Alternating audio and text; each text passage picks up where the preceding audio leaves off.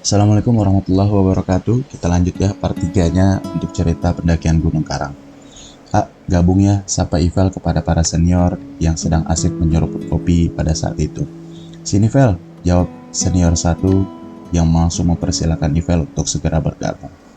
Gimana Vel Gunung Karang? Tiba-tiba senior 2 bertanya pada Ivel. Indah dan menakjubkan secara keseluruhan, jawab Ivel dengan singkat. Senior 1 dan senior 2 langsung mengerti apa yang disampaikan oleh Ivel, walau tidak perlu dijelaskan secara terperinci lagi oleh Ivel, dan mereka hanya menanggapi dengan senyuman. Setelah obrolan panjang antara Ivel dengan senior pada malam itu, akhirnya mereka semua sepakat dan memutuskan untuk segera istirahat, agar dapat melanjutkan pendakian pada esok harinya dengan badan dan kondisi yang fit. Ivel pun segera pamit kepada para senior. Izin duluan ya. Silakan Vel, jawab para senior. Dan ketika itu, Ivel ingin menuju ke tendanya, tiba-tiba Ivel terdiam kaku.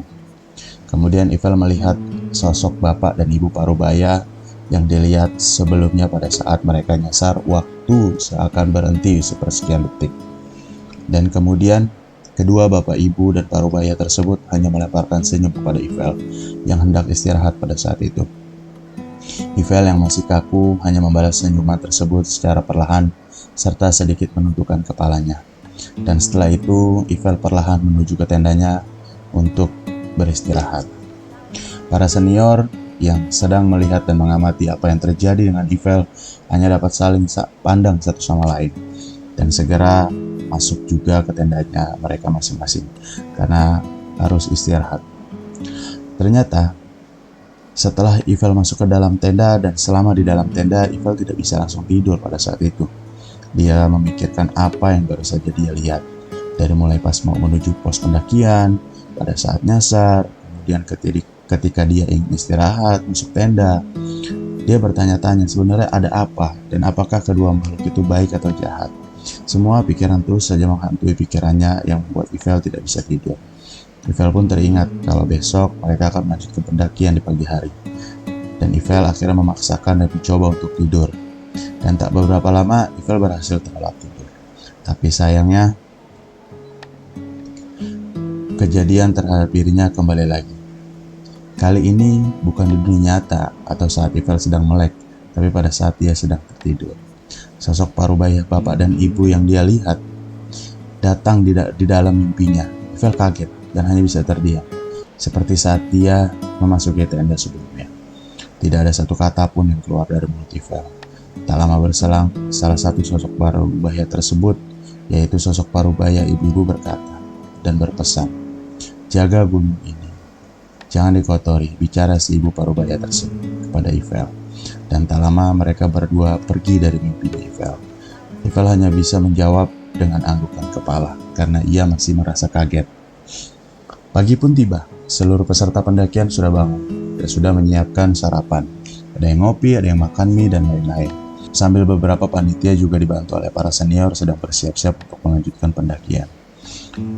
Ivel mana? Tanya senior satu kepada para peserta dan panitia. Tuh, masih tidur, jawab salah satu peserta. Bangunin. Tak lama panitia pendakian membangunkan Ivel yang masih tertidur pulas. Vel, bangun, udah siang nih, mau berangkat jam berapa kita? Sambil melihat, Ivel pun berusaha untuk bangun dan sambil menanyakan jam kepada panitia. Jam berapa ini? Tanya Ivel. Kebetulan panitia tersebut merupakan salah satu temannya juga. Udah jam 10, Vel, jawab panitia tersebut. Terus mau berangkat jam berapa? Tanya lagi Ivel. Ya sekarang lah, tinggal nunggu lu bangun doang ini, jawab panitia tersebut. Ivel pun langsung kaget dan bergegas untuk bangun. Pas keluar dari tenda, Ivel langsung nyara kopi dan mencuci mukanya. Pas sedang asik ngerokok dan ngopi, senior satu menegur, "Ayo cepetan, jangan lupa tenda tempat lu tidur diberesin ya." Ivel pun langsung nengok ke arah tendanya dan ternyata hanya tenda tempat dia tidur lah yang masih berdiri. Sisanya sudah pada rapi. Ivel pun langsung bergegas membereskan semuanya karena memang dia doang yang belum beres pada saat itu. Ketika semua sudah beres dan sudah rapi, tinggal berangkat melanjutkan perjalanan. Kemudian tak lupa diiringi oleh doa terlebih dahulu sebelum melanjutkan perjalanan pendakian. Selesai berdoa, mereka semua bersiap mendaki. Langkah demi langkah, para panitia dan peserta mulai mendaki kembali perjalanan untuk menuju puncak Gunung Karang. Pas di tengah jalan, Ivel mendekati senior satu dan berbisik sambil bilang, "Semalam di mimpi mereka datang juga." Senior satu menanyakan, ada pesan? Ada, jawab Ivel. Apa, kata senior satu? Jangan kotori gunung ini, jawab Ivel. Senior satu langsung mengerti dan bilang, nanti gue bilangin panitia deh untuk menghibau jangan ada yang buang hajat sembarangan. Dan kalau mau buang hajat ya harus permisi terlebih dahulu, jawab senior satu. Oke, jawab Ivel dengan singkat. Dan mereka langsung melanjutkan perjalanan dan Ivel pun menjauh dari senior satu tersebut. Mereka semua akhirnya sampai di puncak Gunung Karang dengan waktu perjalanan kurang lebih 6 jam. Dan selama di perjalanan menuju puncak tidak ada kejadian yang gimana-gimana. Kemudian maghrib pun tiba akhirnya. Sampai hampir seluruh peserta dan panitia beserta senior melaksanakan sholat maghrib dan dilanjutkan untuk membuat makan malam. Setelah semua peserta sudah selesai dengan makan malamnya, ada beberapa yang sedang ngobrol dan ada juga yang sedang langsung istirahat. Sementara Ivel sedang asik ngobrol dengan para senior dan tak terasa waktu sudah menunjukkan pukul 12 malam. Tiba-tiba ada salah satu peserta wanita yang ingin buang hajat pada saat itu atau pipis. Vel, panggil peserta tersebut. Kebetulan memang peserta wanitanya temannya Ivel juga, maksudnya teman dekat lah.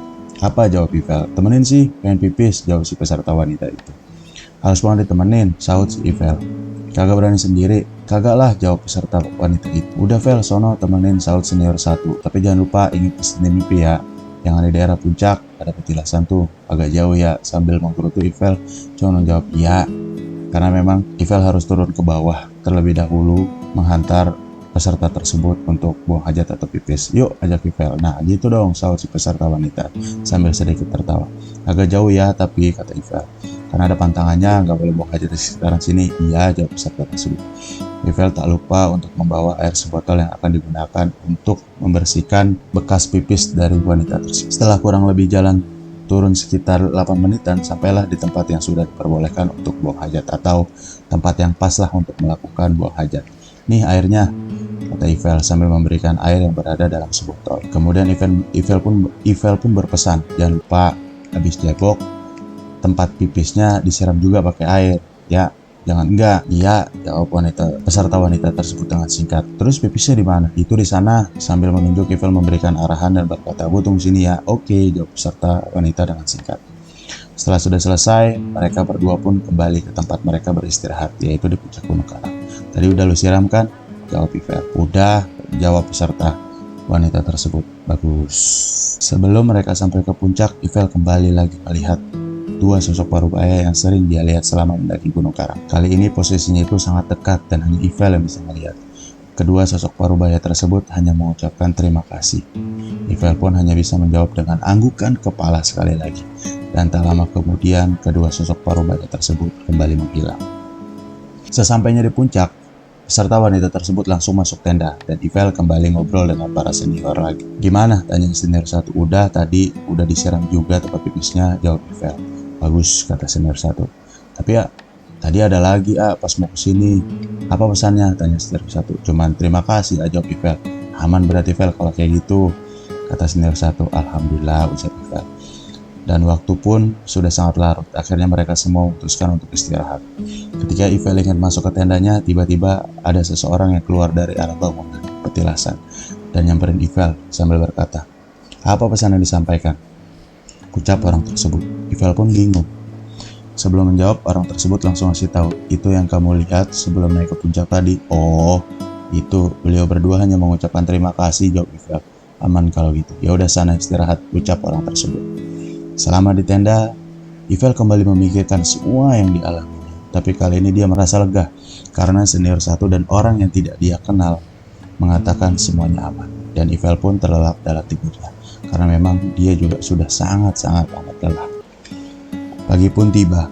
Lagi-lagi Ivel yang paling belakangan bangun tidurnya.